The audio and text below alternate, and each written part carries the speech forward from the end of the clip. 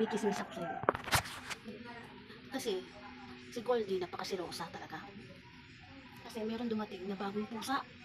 Mahirap pag marami kang pusa. Kaya si Goldie, selos na selos. Dahil pinatesting ko dito sa bahay niya. Ito yung bahay ni Goldie. Kasi nagalit si Goldie. Ang ginawa ko ng bahay, si Silver. Silver ang kalaban niya. Ito yung bahay. Oh, talaga, nag-aaway na naman kayo. Talaga naman.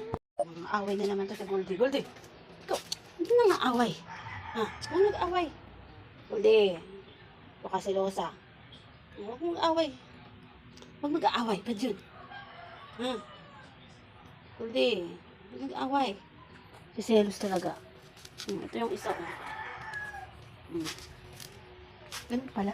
Mayroon din pala yung hindi sabay-sabay naging bisita. Mahirap. Napakasilosa din pala ng mga alaga mo. Goldie. O, diba? Sana nga maging close sila. Nag-aaway lagi. Ayan si Silver. Siya si Silver. Kasi ito si Goldie. Ayaw ni Goldie na may kasama. Diba?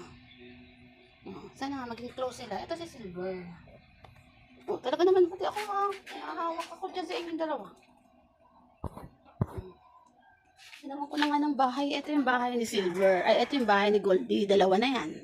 Kaya tuwan-tuwa na siya kasi dati ito yung pinalitan ko na napapangitan siya. Hindi, shh! Ay, Goldie. Ito talaga.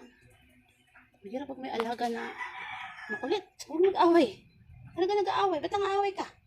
Ha? Goldie. Talaga naman. Hayaan mo siya kung saan siya pupunta.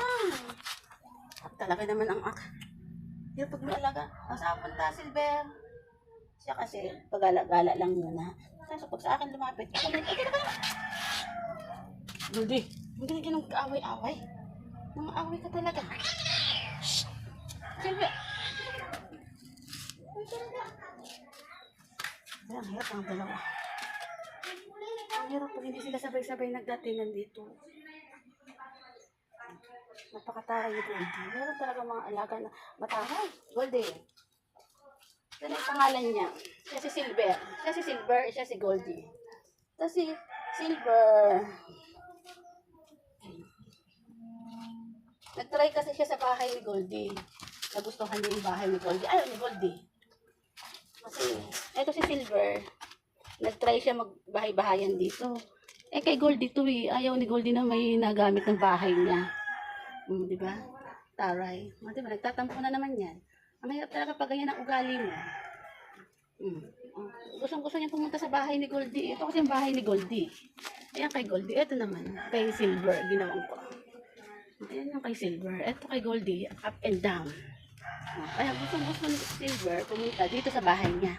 Ayaw niya madamot Kaya daw, shh! Goldie! Huwag mo ka ganyan. Ba't yan?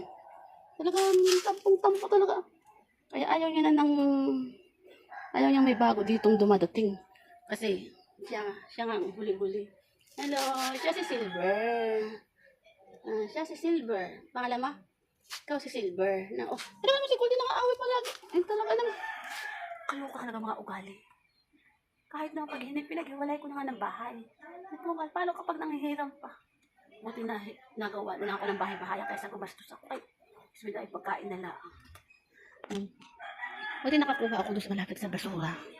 Diyan sa may malapit sa basurahan. Lagayan ata ito ng mga prutas. Yun dahil bago nila itapon, kinuha ko na talaga. At least, si Silver, ginawan ko na rin si Silver.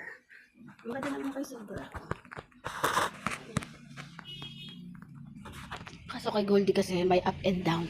Kaya ayaw niya na may nakikisama sa ibang kasama dito. Ayaw niya. Kismida. Kaloka. Taray-taray. Hello, Silver. Mamaya punta ka sa bahay mo, ha? Baka naulan, ha? Bagong-bago kasi siya. At least tumaba-taba na siya kanina. Ang payat-payat. Ngayon, akala ko umalis na siya. Bumalik ulit. Ganun pala. Pag umaalis sila, nabalik din pala. Kaya yun. Siguro, napag-isipan niya na. Baka magbalik na lang kay meron akong bahay. Ayoko nang lumayas. Kaya siguro bumalik siya sa akin. Yan, napautot pa. Sinong umutot? Ikaw? Ayun lang. Uulan na naman. Dala kayo sa bahay. Okay.